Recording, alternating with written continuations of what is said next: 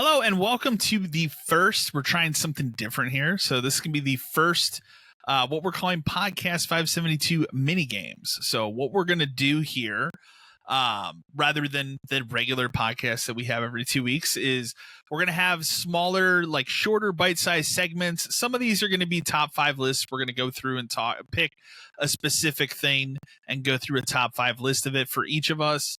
That could be, it could be a game. It can be game for a different franchise. It could be different genre of a game, movies, whatnot. There's a variety of topics that we have poured through a little bit here, but we're going to kick it off with the first one, which is probably, I'd honestly think for us, probably the most appropriate one to start with. Yeah, I think that's why we're starting with this one. Yeah.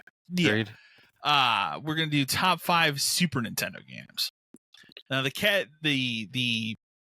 thing that's propelling this is our top 5 favorite. So these aren't like, I don't think we're going to get into like heated debates here or anything like that, but no, these are each like what we're picking is our top 5 favorite games. We're not definitively saying like this is the best 5 Super Nintendo games of all time. It is to us. So right. What these mean to us, or just like what I remember the most about playing these games. And yeah, because I resonated with us. I've got one on this list I don't think a lot of people would agree with. I have one on this list reasons nobody's probably going to have on there. Yeah, yours is more obscure, to be fair. Yeah, a little bit. I have one that's pretty obscure. Yeah. We're gonna go through in order. So we're each gonna go 5, 4, 3, 2, 1, and take turns here. Dan, you are first. Okay. So number 5, and and this isn't a list I came up with easily. I kind of went over and re-edited a bunch because this is my favorite console ever, and it's tough to pick 5, let alone put them in order. But so my number 5, and this might be controversial to start off with, is Super Mario World. And I know I have that kind of low in terms of just Super Nintendo games in general. I think a lot of people would place that much higher. But for me, there's other games I played more, I enjoyed more, but Super Mario World, like, it's hard to describe like how good of a game it is, especially in just like I've played that game so many times I don't even think I could tell you anymore how many times I played that game.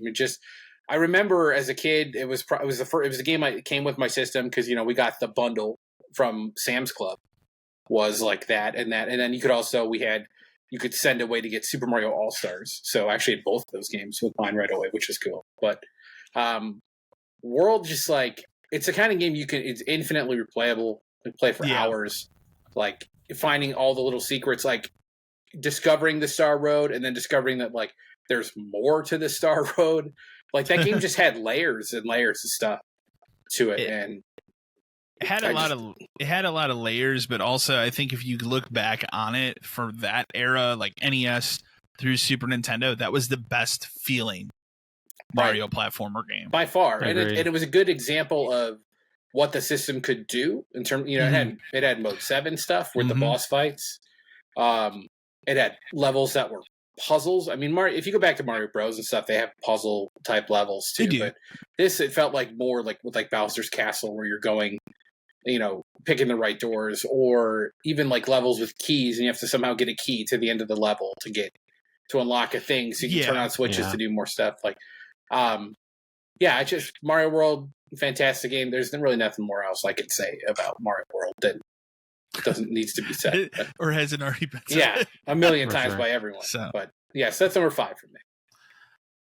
Number 5 for me is going to be very obscure. I don't think a lot of people are going to either have played it or ever heard of it. It's an early Blizzard game that was out on the Super Nintendo. It's a Metroidvania type game, but it's called Blackthorn. Which I don't have. I own it. I didn't bring the cartridge in here, but I did pull it up here, and make sure I pull the right one up here. But yeah, I did pull it up here. I wanted to show just a little bit of what it looks like, so for people that are unaware here. So yeah, this is a better picture screenshot of like what it looks like. This is a video, so. But yeah, like I said, it's a side-scrolling game. It's very out there. It's very weird. I had never played, so up to this point, like I had tried like the original Metroid, It didn't really click with me when I was younger. This was one of the first like of those types of games that I really got into, because it's the kind of thing where you have to look for like keys to open specific doors to go to parts of the map. It's like pretty, for a Super Nintendo game at the time, pretty violent. So, yeah, now having like, played it now and I've never even, I don't remember hearing about it back then. But having played it now, like that game is violent. It's crazy. Game's pretty violent. So, and it's kind of crazy to see that it was like an early like partnership with Blizzard and Interplay. I think it was one of those Interplay games, but it's a wild game. You can kind of see in the enemy design, if you look at like some of the orcs, like you can see where they pulled some of their Warcraft design. Yeah, with the orcs and kind of the design, but it's a really cool, really fascinating game. They never made it kind of a sequel or anything too. It's kind of a game that just lived and died on the Super Nintendo. As a kid, the reason I remember it is I never saw it in the stores. I never rented it. I never owned it as a kid. Obviously, I own it as an adult now, but my mom, growing up, she cleaned houses for a living, and in the summers I would go with her. And one of the houses that she would clean every week, like I would go and if they had like a Nintendo, Super Nintendo, whatever, I would just play, whatever they had. For whatever reason, this one house she went to clean, they had this game. That's how I discovered that. They also, the other game, and it's not on my list, but I'll mention Mystic Quest. So that was the first Final Fantasy I ever played. Same house had that game too. Ooh. They just had like a drawer full of Super Nintendo games, but like when I think back on it, a lot of obscure things. Damn, dude. That you wouldn't see. Random Super Nintendo games in other people's houses. Someone else's house. Well, the other thing too is like I remember one time when she was cleaning the house, like the husband that lived there, obviously the wife and the husband, was home from work just playing Warcraft 2 on a PC. This is the first time I ever saw Warcraft 2. Okay, My family did not own a home computer until '99, which probably sounds crazy. Dang. So, and that was given to us by my uncle. So I want to say I had one probably 93-ish. Okay, yeah. And when I say we got a computer in '99, it was probably from 1993. So it was very much a hand me down. But yeah, like, so that was kind of a crazy thing to see as a kid. Like I'd go over to other people's house that would have a computer, and I would play on them, computers and stuff as well. But nobody else I ever knew, like even going up to my grandma's house, going to the video store there, which had a lot of obscure titles and stuff as well, never ever saw Blackthorn. So that was my only memory, was playing at that house. And then, like I said, later on, getting older, like I should get a copy of that. So wild game, very obscure. What's crazy is I see that game often and I wonder to myself what it's about, and now I'm like, part of me is like, maybe I should look into it. Like, maybe it was more popular in where you live, like in that area or something, where there's a lot of copies. I don't know. Maybe so, because I have seen it a lot, and okay. The cover art looked interesting, but I never really paid attention or looked into it. But now, like talking about it, okay, it's a pretty cool game. So, yeah. What about you, Matt? What's number 5 on your list? So number 5 for me is probably a horrible game, but one of my favorites, WWF Raw. I don't remember much about it, but I know the fact that when I started buying that game, it was the one where you had to like mash the buttons, continuously to perform your finisher, and it was like painstakingly tough, because you had to like literally like at one point you're holding it and you're just slamming your finger down to try and get it where it's at. And I remember I specifically bought a one of those turbo controllers for that game. Yeah. Okay. Because I was like, there's no way in hell I'm going to get this done until I actually have a way of doing it. And I remember going in the store and I saw one. It was like an off-brand one. But I was like, that's really cool. And I remember buying it. And that game became super easy after that point in time. But I don't know, man. I got hooked into wrestling young. And that was kind of like my like beginning into it. And it was really cool.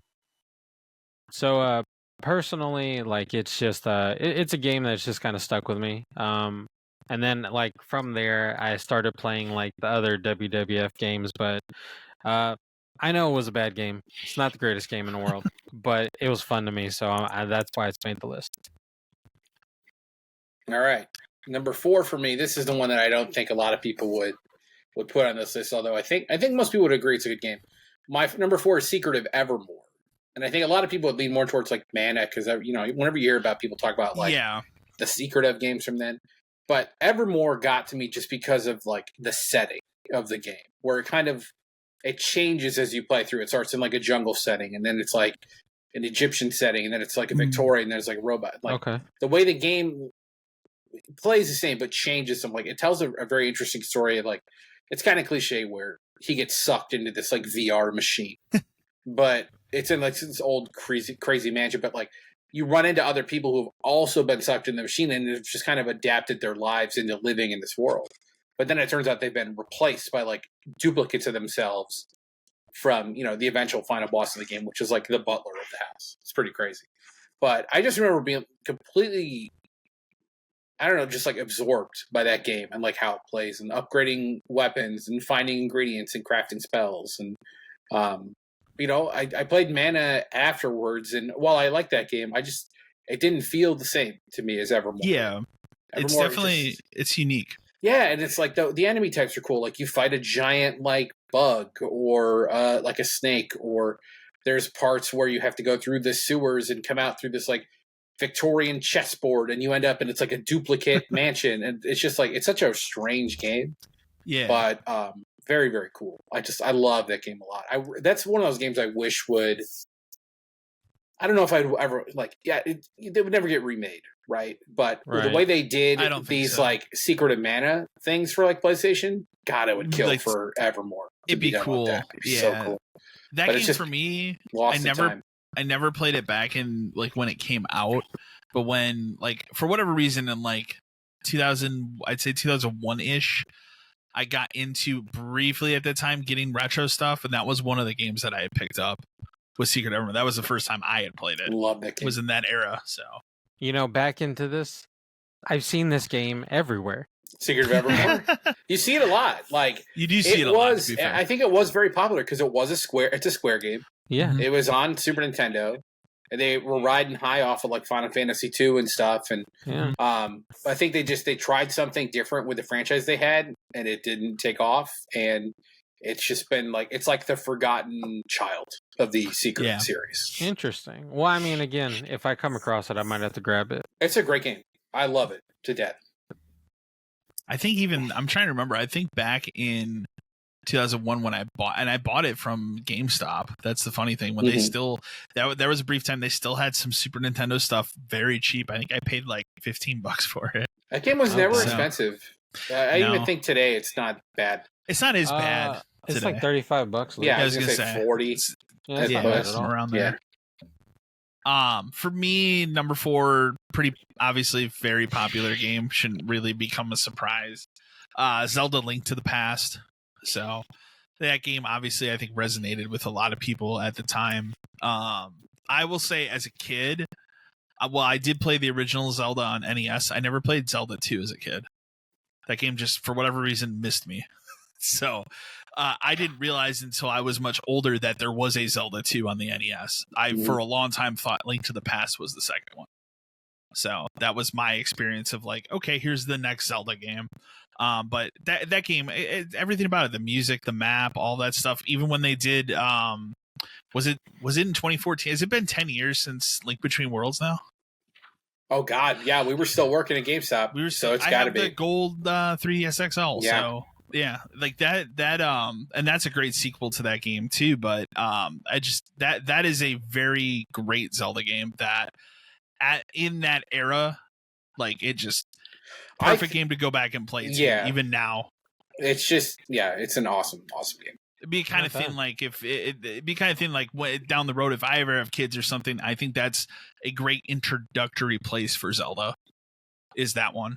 Whereas I think something like the original Zelda is a little harder to get your head wrapped around. Yeah. I think Link to the Past is a little bit easier to understand and grasp from the beginning. So. But great game that I've played. Like you talked about with Mario World, that's one that I've played multiple times over the years on the different re-releases we've had of it on different various platforms.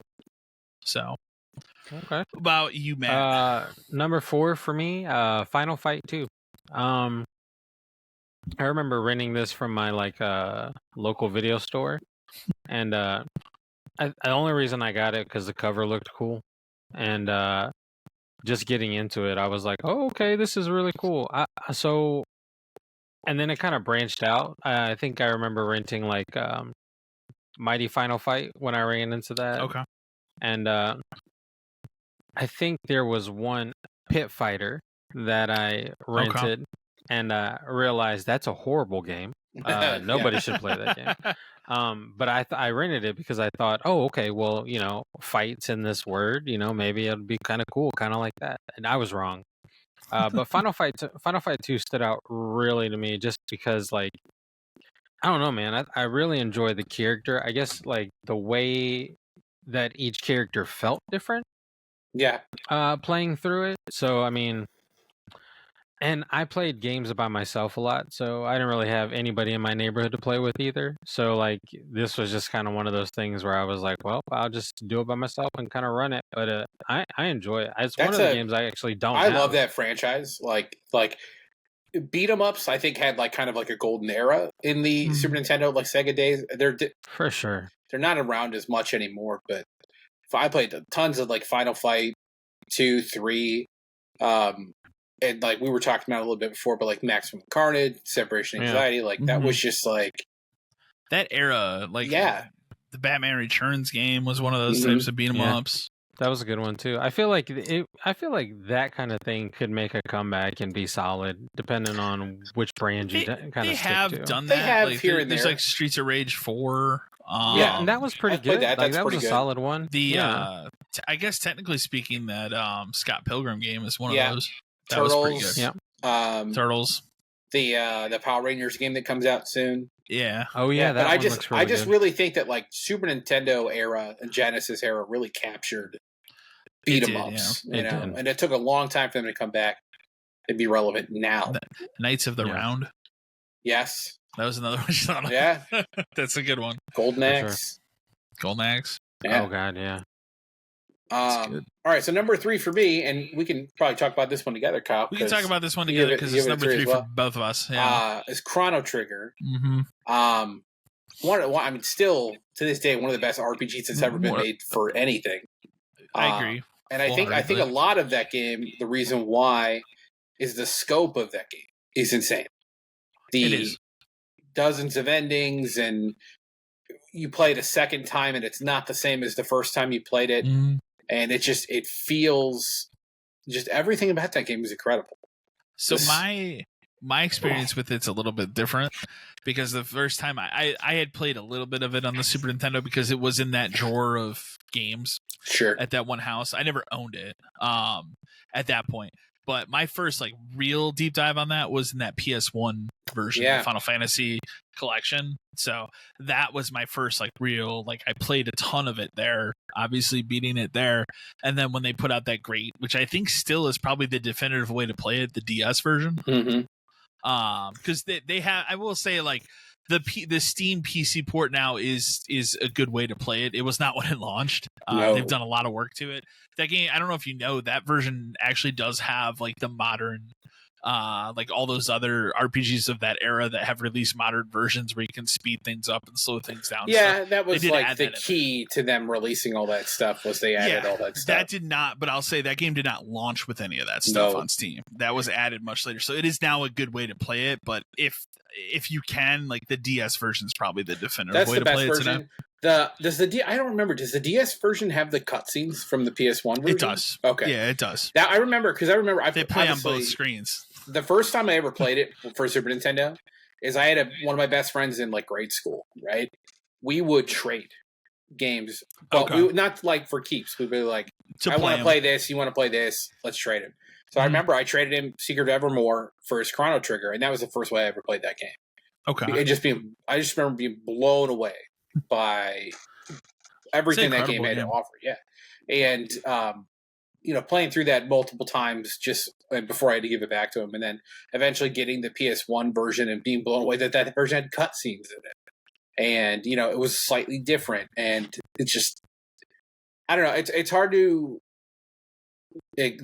understand how good of a game that was given the time it was released in. Yeah. All the time stuff and all the different party members and the techniques and the secrets and very ahead of its time. Yeah, with a you lot can of skip the stuff entire that you can parts do. of the game. Mm-hmm. Like Chrono dies at one point, and you go through that whole thing to revive it, but you actually don't even have to. Yeah. There's a way to end the game without him. Like the way they thought about the progression of that game with the different. It's paths. one of the few games that I can remember. The same thing happened to me with Symphony of the Night, where I had a different experience than somebody else to play the game, right? And realizing like there's all these different endings and stuff. Because again, that game in that era, that was like we did have a computer, but I wasn't really on the internet that much. Yeah, so you weren't looking up stuff online. I wasn't on. Yeah, I wasn't like hard into like GameFAQs message boards till probably freshman high school. So. Then I got rid of, and that was 2001 for me. So I was into them a little bit before that, but yes, I actually started. This will make you laugh. Before I got to GameFAQs, I started on Amazon.com message boards. Whoa, damn! Fighting people about at the time, not thinking that the Xbox, like Microsoft, was going to make it in the console world. I did not, as a kid at that age, when it was like, oh, the Xbox is coming out. I did not think they were going to make it. I was like, this isn't going to work. It's not going to be good. I was 100% PlayStation and Nintendo kid. Yeah. So big, huge arguments online about that when I was a kid. And then obviously I remember, and this gets a little off track of this, but I remember going and waiting for my GameCube in line. And I was a freshman in high school, and then, like, I was the first person in line because I started the line. A couple people down from me was a group of college kids. All they fucking talked about was Halo. And that was the first time I heard it. I was like, what is this fucking Halo game they're talking about? So, and then once I played it, then I was like, okay, they have a chance. So, but yeah, as a kid, like, I remember that summer before those systems came out, GameCube and that, I was staunchly on there, like, fighting people. It's not gonna work. They're not gonna be able to make it. So, but yeah, to get back on track, this was one of the few games I can remember talking to friends at school about and having a completely different experience than the other person because of the multiple endings and being like, how did you do that? Right. So amazing game. And the soundtrack is something, like, if you watching the videos on my channel and stuff, I still use that music. I still listen to it all the time. It's so good. That's like, I know obviously Square's still around and they've done some stuff since, but like, it's hard to argue that Super Nintendo era wasn't peak Square. It's hard. Bangers. The only argument I would maybe push up there would be PS1 era. I think that would be the only other era that you could argue, just because there's so many. While I don't like 8 as much, but like 7 and 9 are such huge games. But then you look at everything else. They put out. Yeah. So it's what a company that they used to be, right? For sure. Well, hey, they're still kicking. They're still kicking in a different way. But you, Matt? Super Mario World for me, number 3. I'm pretty sure we've already discussed this. But I think the thing that stood out for me on this one was when you found the Star World. Mm-hmm. And I don't even remember how I found it. I think because I wasn't even on the internet, like, essentially at this point in time. Like, my parents didn't have a computer. We weren't technology friendly or anything like that. I think my Super Nintendo at that point was probably the most technologically advanced thing in the house. Yeah. And I don't even remember how I stumbled upon it, but I remember getting there and I was like, what am I doing? And then when you completed it, how the whole all the enemies changed and all that jazz, and it's just like, okay, this is a whole different type of game, but still the same thing. So it was cool. I mean, it stands out for me still to this day. So that's me. Okay. Number 2 for me, again, we've already talked about Legend of Zelda: Link to the Past. The only thing I'll put in here is my experience. I remember buying the game because it was at a KB Toys in the local mall that has been defunct for years. Right. You remember that cop? Yeah. I remember being in there, and specifically, I could just, it's strange how I can like tie vivid memories to this stuff. But like, I remember it was in a bin in the middle of the store. I was there with my dad, and my uncle was in town. He lives, multiple states away. But I could just remember picking it up out of the thing, and I didn't even get it right away. I didn't get it until much later. My first copy of that game was a Player's Choice copy. Okay. So that's how late to that I was. But I remember picking it up and just being like, "Oh man, this is the game I've wanted for forever," because you read about it in Nintendo Power and all that kind of stuff. And I think my uncle was like, "All right, let's grab it." And I remember going up to the counter, KB Toys. What a shitty toy store that was. It wasn't a good toy store. No, it was a bad toy store. We can be real about that. Yeah, It wasn't. It was like in an era of Toys R Us, because yeah. The thing about this KB was this was inside the mall, and it was tiny. If you remember it was very narrow but long. But all the games were up towards the front. But in an era where you had that versus the Toys R Us, which was outside this mall, which was massive. Yes. We're talking, this thing was the size of my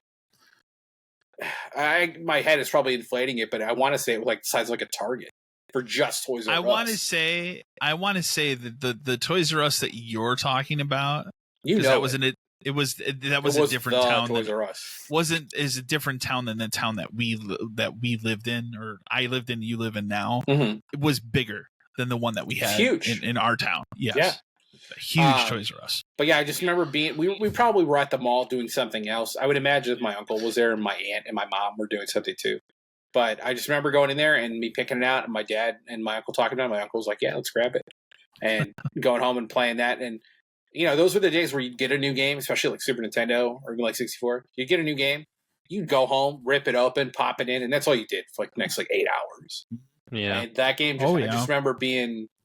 I had played the first one a lot. Like you, I don't even think I knew the second one existed for a long time. No, it's such a weird thing to think of today. And then just being completely absorbed by it. And you talked about if you ever have kids, you want to introduce them to that. My 6-year-old is already talking about that one. Loves it. Plays it on the Switch thing all the time. Oh, I didn't think. Yeah, there is that version that you can play. Yeah, so he plays it on that all the time. And he loves it, and I give him little tips and stuff. But I tell him "Hey man, I wasn't much older than you when I figured it out. You can do it too." But yeah, I love Link to the Past. And then, like you were talking about, Link Between Worlds, amazing sequel. Link's Awakening is a sequel to that game too, in a strange way. And the fact that game really kind of helped redefine what Zelda could be. It did, yeah.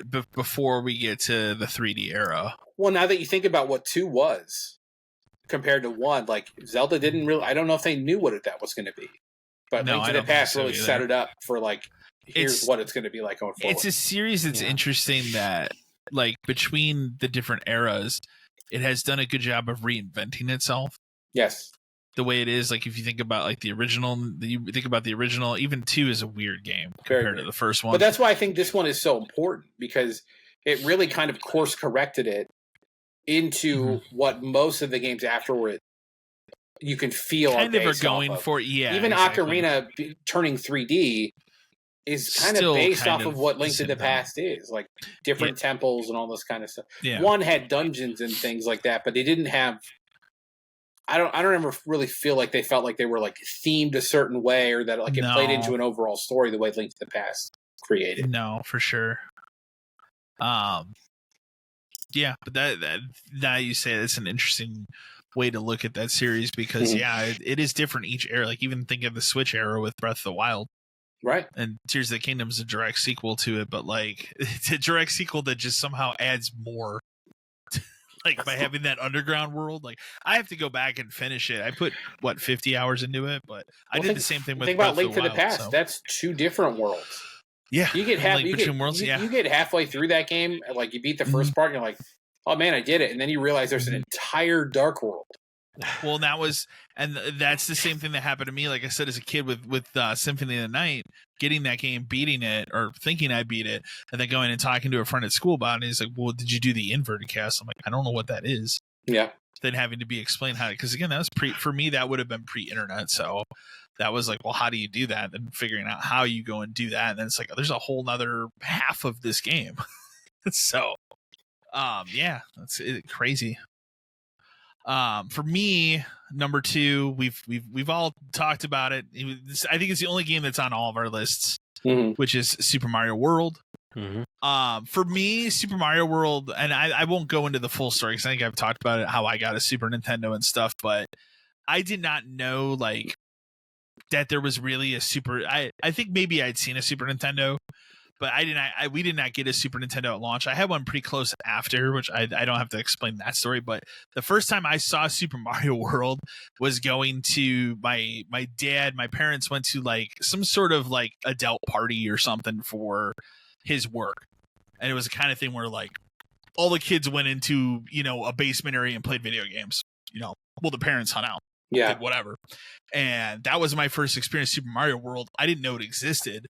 Going in and being like, what is this Mario game that these kids are playing? Like, oh, this is Super Mario World. I'm like, so is this Mario Brothers 4? No, it's Super Mario World, kind of a thing. And just being enthralled with it so much that after I just was like, we have to get a Super Nintendo, and I keep begging and begging and begging. And then obviously the situation presented itself where we got one very cheap. And that was one of the first games I got. So, but then the same thing. I also remember too, and the only reason I learned about the Star World part of the game is because when we bought that Super Nintendo and I got that game, they already had the save file with everything unlocked because the kid had beaten the game. They had preview. Yeah, that's how I learned it. Because again, this is way pre-internet for me. But I remember, I'm like, what is this Star Wars? I'm gonna guess that I figured it out by those like, remember those guides that would come out that would be like, oh yeah, top Super Nintendo tips, and you would buy. Yeah, I would imagine they'd be like offshoots. They'd be they would be on the magazine racks like next to Nintendo Power and stuff. They'd be like off-brand. Like, I still have a whole 100 Nintendo. They're cool. Yeah. I should drag them out for an episode That's we do someday. Yeah. That'd be weird. We should do top 5 strategy guides. I got about. You have more than any of us. I have about 300 strategy guides now. Okay. Good Lord. I love strategy guides. I got two. Do they still get, like, other than, because I did get the one for Tears of the Kingdom. That's the most recent one I got. Are they still it's kind of dead now, isn't it? I think it's got to be like a special event type of game, and it's like Amazon only type stuff. Yeah. Because I don't remember the last time I've walked into a store. There was the Elden Ring one, and then they split it into 2 books. And for whatever reason, my Amazon order got glitched, where they said they sent it to me, but I never got it. But they refunded me. So yeah. I never got that. I think that's still in my orders. That I'm waiting for it. If you get another Zelda game or whatever the next Zelda game is, I bet you there would be one. Whatever Skyrim 2 is, there'll be one. Yeah, but it's very special case. It's not like in the old days when every game that was got a strategy. That was the big thing. Like even I was gonna say, even when I came on to GameStop like 2013, like that was kind of towards the end. Like guides were kind of on the way out, but that would be the thing. You'd have your midnight release. Here's 10 copies of strategy guide. You put at the counter and be like, try to get them to buy the strategy guide. Well, at least they were smart. They do like 20% off the guide if you bought it with the game. If you bought the game, but there was always strategy guides for every game. Madden had strategy guides. Absurd. I don't remember ever selling a Madden. And they would track us. They would track us on Madden strategy guides. Awful. Nobody cared. Garbage. What about you, Matt? Number 2. Number 2, TMNT Turtles in Time. Another beat 'em up, man. Super solid. As a big Turtles fan, that's the one that I saw when I don't even, I don't think I was looking at Nintendo Powers either. I think I just like went into the rental store and it was just right there. And I was like, snag. Took it straight home, played through it. I think I played through it like twice that weekend or something like that. Just like religiously into it. Yeah. That was a tough one for me, I think, to leave off of this list because I've played a lot of that too. It is. That was that would be the one that I played the most of. Would be that one, and I think maybe either 2, probably 2 on NES. Yeah, that's like that game and 2 were like the whole reason I even wanted that Cowabunga collection. The rest of it, like the Game Boy stuff, who cares? Do you remember when the first? Game. Do you remember when the first one came out on the Xbox Live Arcade? And people didn't realize it was the first one and not the second one, so everybody bought it, getting excited. It was 2, wasn't it? It was like the arcade game. Yeah, it was. So that's 2, but it was actually the arcade version of it, not the Nintendo version. But everybody thought it was the Nintendo. Everybody version. thought, so it was. I remember that being a kind of a mess. Yeah, it was a mess. But God, that game's so fucking good. It's so a great game, though. It's fun. Still fun. So that's me. Yeah, it's so fun. To say. All right, here we go. Number one. Kyle knows. Anybody who knows me knows. But my favorite Super Nintendo game of all time is Earthbound. I've talked about it Your on like favorite the game of regular all show. time. It probably is. If you forced me to pick one right now, I would say it is. Okay. There is something about that game. I don't know what it is. I remember the reason I even wanted it in the first place is when you went to Blockbuster back in the day, they would put the actual box of the game behind whatever cases they had representing what games they had in. Mm-hmm. And Earthbound is a big box Super Nintendo game. There weren't many of those. And they were Mario Paint. Mario Paint. Lethal Enforcers, which had like the gun. No, I was gonna say I thought SimCity was, but it wasn't. No, SimCity's a normal box. But there weren't that many. So for Earthbound to be a big box, it was always like it always caught your eye. Because it had to be on the top shelf. It had to be like in the top corner. And I remember just taking it down and looking at the back. And the back, like the marketing and like the design for that game is very strange because they have them like it's like little plastic dolls and like claymation and things and all the enemy types. And I just remember being like, what is this game? Why is this box so damn big? And finally renting it and then playing it and just being completely hooked. Yeah. And to the point where I finally told my parents, like, this is the game I want for Christmas, like, period. Like, I have to have this game. And to be fair, I gave them a list of 3. It was that, Chrono Trigger, and Secret of Evermore. And I got Earthbound and Secret of Evermore, but I didn't get Chrono Trigger. But, I mean, Earthbound, for those who don't know, the reason it's a big box, it actually came with the strategy guide, which was very rare at the time. But since this was like a Nintendo branded game, I think they kind of knew you kind of had to probably package it with it. You kind of did because the game doesn't do a great job of walking you through it, especially as you go farther in. It can get kind of obscure because it's just a very strange game and just the way it works and like the plot. You know, it's a sequel to a game that we never got, so they didn't have a built-in audience in America like it did in Japan. Yeah. But there's just I love that game to death. It is the weirdest, just fucking strange, weird game, old school RPG where like you don't even see the characters on the screen when you're fighting them, and then to beat the game, like the final boss of the game is your dick friend who lived next door to you when you were a kid. He's one of the final bosses. To beat the game, you have to pray and not attack, and it summons the power of all the people you've met through your journey. It's there's UFOs, there's zombies, it's so fucking weird. There's a whole part of the game that's a dream sequence, but you actually have to like go through the whole thing. I mean, I've played that game. I've beaten that game probably 6-7 times. I probably need to play it again. I've played it a long time, and then that's the one that we clamor for when we want. Where's Mother 3? Where is it? I've played it. I've played a complete ROM hack of it on Game Boy Advance, but the fact that Nintendo will not release this is insane to me. But if Reggie couldn't do it, nobody can. I know. That's why it was kind of such a surprise to see Earthbound show up on like the SNES Classic. Yeah. I was like, wow, damn! I can't believe that they care enough to even bother to release a re-release of this on a classic thing. But yeah. I think the reason for that though is they put NES into Smash Brothers and that kind of push people to go, well, who's that's that where character? Most people are even going to know who he or Lucas is. Yeah. But yeah, Earthbound number 1 all time, top tier. Number 1 for me, I would say it's an obscure game. It's more known than Blackthorn. But number 1 for me is up there. It's not my favorite game of all time. It would be in the top 5 for sure though. Is Zombies Ate My Neighbors.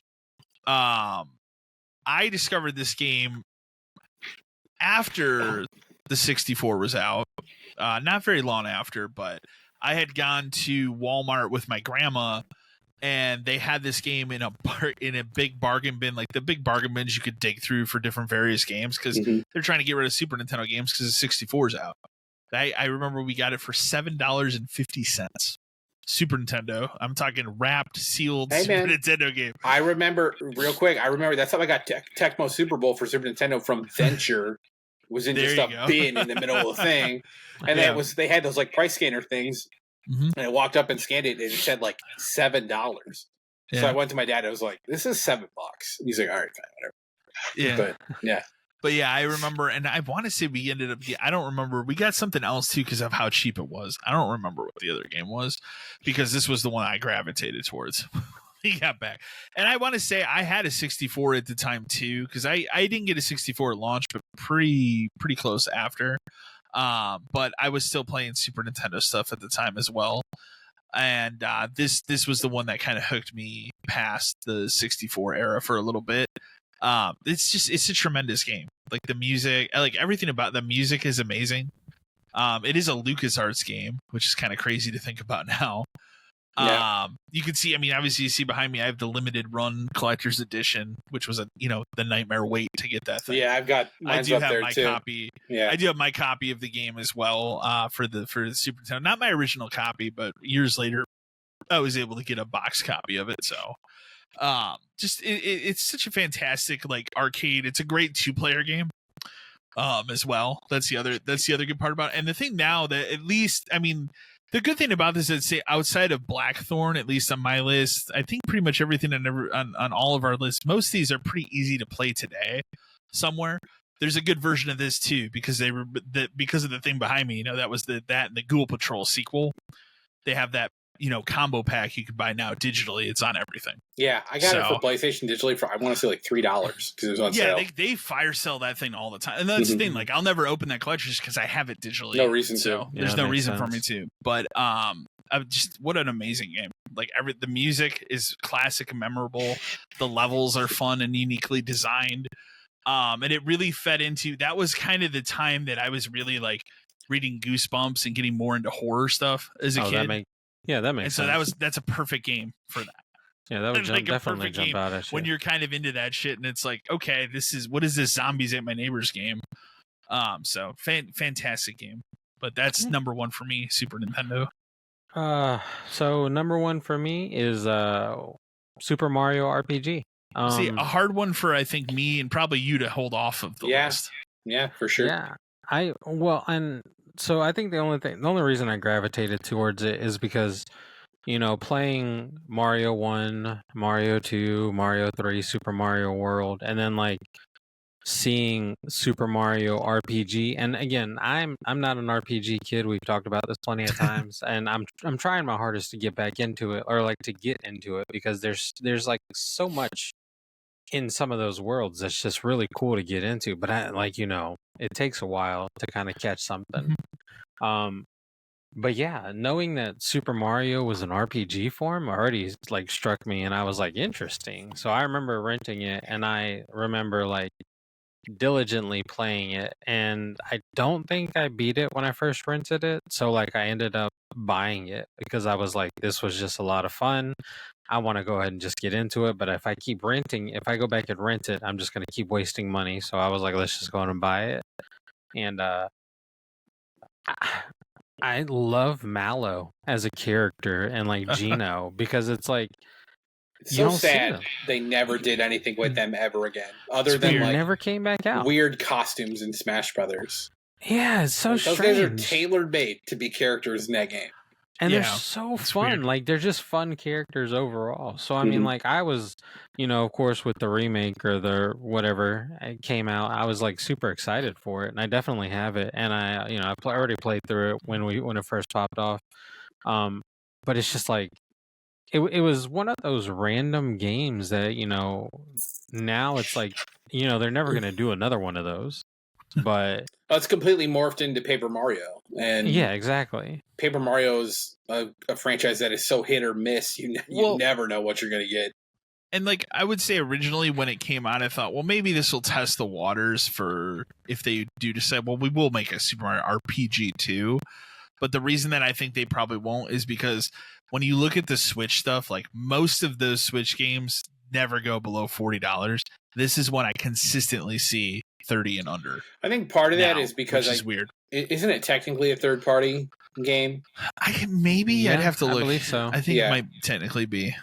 But I mean, I feel at this point you could even make a game where it's like Gino and Mallow's grand adventure. You know what I'm saying? Just give me something with those two random ass characters. You can give Tingle from Legend of Zelda a fucking spin-off game. Gino should have some kind of adventure game. Because it's an interest. Like they're both characters that like when you're playing the game, they explain kind of what they are and like Mallow who they has are. a complete story arc of finding out he's adopted, but he's actually like the Prince of Cloudland. Exactly. And it's just like, damn, dude, like this guy, this whole adventure, he grew over the whole course of the game. And then Gino's just some badass Star Warrior who took over a puppet, but he's cool as hell. Yeah. So that was that's always going to be my number one on the SNES. Yeah, definitely a hard one to leave off for sure. So I want to leave off for sure. That was one of the ones when I was doing the list of like Blackthorn for me edged it out a little bit. You have to make cuts. I had to There's cut other games too. Final Fantasy 2. We talk about Maximum Carnage. I had to cut that. I briefly thought about putting Mystic Quest on here, but I knew that'd get a lot of shit. I almost put Ken Griffey on there just because I played a lot of that. I played a lot of. There was a hockey on there. I played a lot. I was gonna say, was there sports on there? Good. Was there a hockey game called Stanley Cup? Yes, that's the weird one where it's mode 7. Yeah, I played a shitload of that game. I will tell you, I honestly think it's not good. It's not a good. You don't game. think it's good? But I played a shit ton of it. So much of it. It's crazy. But yeah, that's the mode 7 one. It in like 30 years. Where it's like it's behind you, and depending on, and it would rotate the camera and stuff. Yeah, that was a big thing for sports games because another game that did that was NCAA basketball did that, which was really cool. Where like you would dribble up the court and it would be like behind you, and then when it flipped, it would rotate the whole thing. It was very cool. I remember a lot of it. I remember going to a friend's house and then playing like NHL '94. Yeah. And then being like, wow, this is a lot different than Stanley Cup. They are wildly different. Like, wildly different game. But I will say I played a lot of Stanley Cup. I played a lot of that game with my dad, Tecmo Super Bowl. I played seasons and seasons and seasons and seasons of that game. It's sports on Super Nintendo you would think would be limited a lot. Like, even the Madden games are good, considering the time. So I think that was a very underrated system for sports. I think part of it is because generally the sports games on the Genesis were better. Genesis had better baseball. Even though I love Ken Griffey, Triple Play was better at the time. Yeah, hockey was better on there. It seemed a little bit swung that way for whatever reason. Yeah, I'll say if we ever do a top 5 Genesis list, that's gonna be a hard one for me. It'll be weird. I don't know if it'd be a weird one because I have like very little reference because I didn't have one as a kid. Baseball would probably crack my list. Like I was growing up, my friend had the Genesis and I had the Super Nintendo, so we would just go to his house to do that and my house to do that. My group of friends in my neighborhood, it was like 3 of us had Super Nintendo, and then I had the friend across the street that had the Genesis. Somebody had to have one, man. There was always somebody that had. There was another kid too I knew that lived down the street around the corner, and he had one too. So, but again, you never knew someone that had both. No, not in the 90s. That was unheard of. No, unheard of. They were rich if they had both. Yeah, I was gonna say you were living the high life if you had both. So, but then what's funny is I think about it like when we got to the next generation, like I got to a point where I had both of those systems. That's when it started. It just started to be like more normal because then I knew other kids at school that also had both. So it was like, okay. But yeah, the Super Nintendo, no, you had one or the other and you would fight about it. Yep. You would get into arguments. So but yeah, that'll wrap up our first episode of Podcast 572 mini games. We will definitely have more of these coming out. So thank you for joining us. Post your top 5 in the comments. Yeah, if you're watching on YouTube. I want to know. Tell us what we're wrong about. Tell us what should be number 1. Yeah, what we missed. Tell me why I'm crazy for having Blackthorn on there. Tell me why Secret of Evermore is a better game than Secret of Mana. I want people to agree. Ooh. Because it is.